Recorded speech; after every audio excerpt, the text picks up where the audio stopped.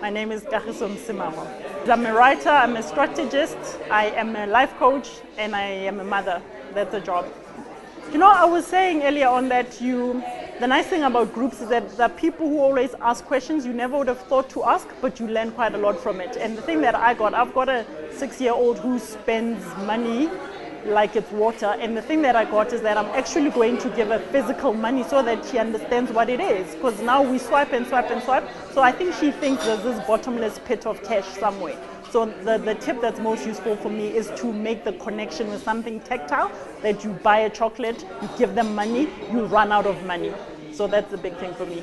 You know, that's one thing that wasn't explored enough. There's a guy who jokingly talked about when does it end. You know, he looks like an older gentleman. And I've got a friend in his 60s. We're having this conversation the other day that he was saying that my children make my life miserable because I'm sick and tired of supporting them. And now I'm supporting them and their children. And I think there's a parental guilt with when do I stop? I do have the money. Should I give it to them? Shouldn't I give it to them?